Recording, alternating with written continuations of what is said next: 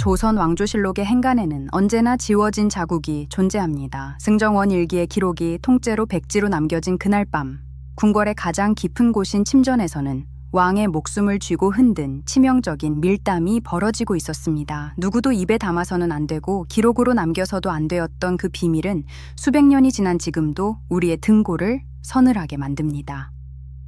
왕의 여자가 되기를 꿈꿨던 천민 출신의 무수리가 지옥의 문을 열어버린 순간 조선의 운명은 걷잡을 수 없는 파멸의 소용돌이 속으로 빨려 들어가기 시작했습니다. 오늘 우리는 왕조의 정통성을 뒤흔들었던 가장 은밀하고도 잔혹한 치정의 기록 속으로 여러분을 초대합니다. 조선시대 궁궐의 최하층 계급인 무수리, 그들은 궁궐의 가장 더러운 일과 허들의 실을 도맡아 하며 밤낮으로 뼈 빠지게 일했지만 궁궐 담장 너머의 세상을 구경조차 할 수 없는 그림자 같은 존재들이었습니다. 왕의 용하는커녕 대비마마의 그림자도 밟지 못하는 그들에게 궁궐은 거대한 감옥이자 무덤이었습니다. 그러나 그 지옥 같은 비품 창고의 어둠 속에서 모든 신분 제도를 뒤엎고 왕의 침실을 넘보며 나라를 발칵 뒤집어 놓을 대담한 음모를 꾸미는 여인이 있었습니다. 그녀의 이름은 실록의 저 너머로 지워진 비운의 여인, 바로 침전의 나인들을 소나기에 쥐고 흔들던 천민 출신의 책략가였습니다. 때는 왕권이 극도로 흔들리고 신하들의 세력이 날로 거대해지던 폭풍 전야의 정치적 암흑기였습니다. 맹려.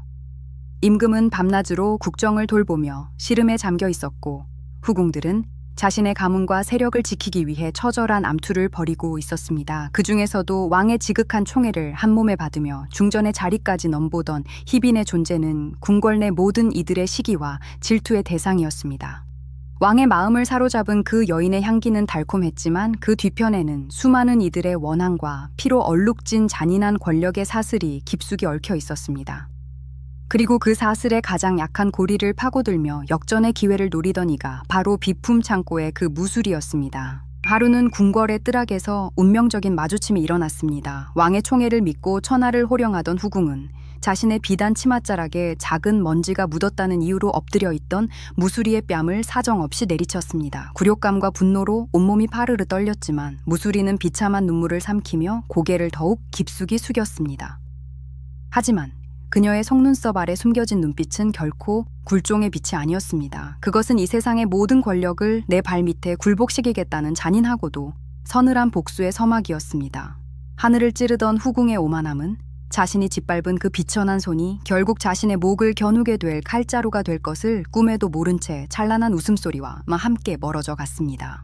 그날 이후 무수리의 밤은 달빛이 아니라 지독한 증오의 불길로 타올랐습니다. 그녀는 궁궐의 의약품을 다루는 내의원의 처소와 각 처소의 쓰레기장을 이면지처럼 샅샅이 뒤지며 왕의 건강 상태와 후궁의 은밀한 비밀을 수집하기 시작했습니다. 궁녀들과 내관들의 사소한 말 한마디, 왕이 즐겨 마시는 차의 종류, 후궁이 밤마다 찾는 무속신앙의 흔적까지 모든 정보가 그녀의 머릿속에 치밀하게 기록되었습니다. 천민이라는 이유로 짐승처럼 살아야 했던 그녀의 비상한 두뇌는 이제 궁궐 전체를 무너뜨릴 거대한 폭탄을 조립하는 데 집중되었습니다.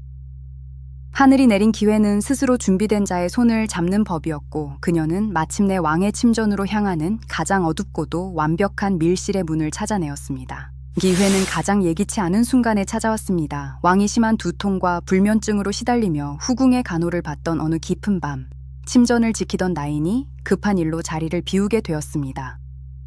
그 찰나의 빈틈을 놓치지 않고 무수리는 왕의 침소로 통하는 문을 열고 들어가 자신의 존재를 드러냈습니다. 그녀는 왕의 눈에 띄기 위해 의도적으로 후궁이 가장 아끼는 향유의 성분을 미묘하게 바꾼 특별한 차를 올렸습니다. 왕은 평소와 다른 깊고 그윽한 향기에 눈을 떴고 그 순간 어둠 속에서 엎드려 있던 무수리의 맑고도 슬픈 목소리가 침전의 무거운 공기를 가르며 울려 퍼졌습니다. 그것은 단순한 시중이 아니라 왕의 마음을 송두리째 흔들어 놓는 치명적인 위로의 말들이었습니다. 조선의 최고 권력자인 왕은 수많은 후궁과 나인들의 아첨에 지쳐 있었습니다. 그 누구도 왕의 진정한 외로움이나 정무의 고뇌를 헤아려 주지 않았고 모두가 자신의 가문과 이권을 위해 왕의 환심을 사려고만 애썼습니다. 그러나 이 이름 없는 무수리는 달랐습니다. 그녀는 왕에게 아첨하는 대신 궁궐에 숨겨진 비리와 후궁들이 벌이는 권력 암투의 실체를 거침없이 폭로했습니다. 물론 그것은 철저하게 계산된 거짓과 진실의 교묘한 조합이었습니다.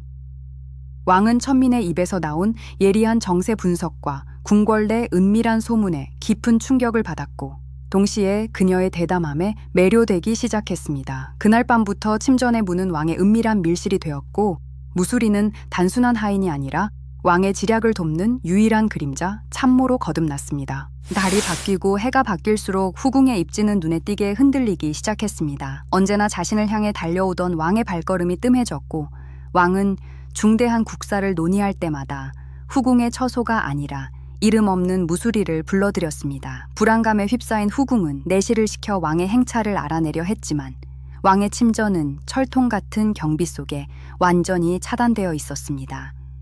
후궁은 자신의 권력이 무너지고 있음을 본능적으로 직감했습니다. 그녀는 왕의 마음을 빼앗은 도둑이 누구인지 알아내기 위해 궁궐 전역에 첩자를 풀었고 마침내 그 도둑이 자신이 예전에 뺨을 때렸던 그 비천한 무술이라는 사실을 알게 되었습니다. 분노로 이성을 잃은 후궁의 눈에서 살기가 번뜩이기 시작했습니다. 참을 수 없는 모멸감과 질투에 사로잡힌 후궁은 결국 수단과 방법을 가리지 않고 무술이를 제거하기 위한 음모를 꾸몄습니다. 그녀는 무술이가 왕에게 올리는 차에 독을 타려 했다는 누명을 씌워 그녀를 의금부의 지하 감옥으로 끌고 가려고 했습니다. 하지만 정보력에서 이미 후궁을 한 발짝 앞서 있던 무술이는 그들의 움직임을 손바닥 보듯 파악하고 있었습니다. 오히려 무술이는 후궁의 그 저급한 음모를 역이용하여 후궁이 왕을 독살하려 했다는 더욱 거대한 역모의 증거를 조작해 나갔습니다. 궁궐은 이제 한 치 앞도 내다볼 수 없는 거대한 권력의 도박장으로 변모했고 두 여인의 목숨을 건 치열한 심리전은 이미 돌이킬 수 없는 파국을 향해 치달았습니다. 후궁의 세력에 의해 결국 의금부 지하 감옥으로 끌려간 무술이 철창 바깥에서는 후궁의 자객들이 그녀의 목숨을 노리고 있었고 감옥 안은 살인적인 냉기와 쥐어짜는 듯한 고문의 공포로 가득 차 있었습니다. 하지만 무술이는 조금도 두려워하는 기색이 없었습니다. 오히려 그녀는 의금부 판서에게 왕의 친필 밀지를 내밀며 자신을 이곳에 가둔 이들이 누구인지 낱낱이 고발했습니다. 왕의 은총을 입은 자만이 가질 수 있는 옥쇠가 찍힌 밀서 앞에서 의금부 판서마저 엎드려 벌벌 떨 수밖에 없었습니다. 감옥은 하룻밤 사이에 피해 처형장이 아니라 무수리가 권력의 정점으로 올라서는 가장 완벽한 발판으로 변해버렸습니다. 다음 날 아침 편전은 발칵 뒤집어졌습니다. 왕은 후궁과 그 가문이 자신을 독살하고 왕위를 찬탈하려 했다는 충격적인 고변설을 받아들이고 분노의 함성을 질렀습니다. 물론 그 고변서는 무수리가 감옥 안에서 치밀하게 짜맞춘 가짜 음모의 산물이었습니다. 하지만 왕은 이미 무수리의 교묘한 세뇌와 정교한 증거 조작에 완전히 넘어가 있는 상태였습니다. 신하들은 왕의 광기 어린 분노 앞에 아무 말도 하지 못한 채 고개를 숙였고 후궁의 가문은 하루아침에 역적의 무리로 전락하여 국문장에 끌려 나오게 되었습니다. 권력의 꼭대기에 있던 자들이 가장 비천한 이의 손에 의해 나락으로 떨어지는 순간이었습니다. 붉은 빗방울이 궁궐의 기와를 때리던 그날 오후 화려한 당의를 입었던 후궁은 초라한 죄수복을 입은 채 처마 밑을 지나가고 있었습니다.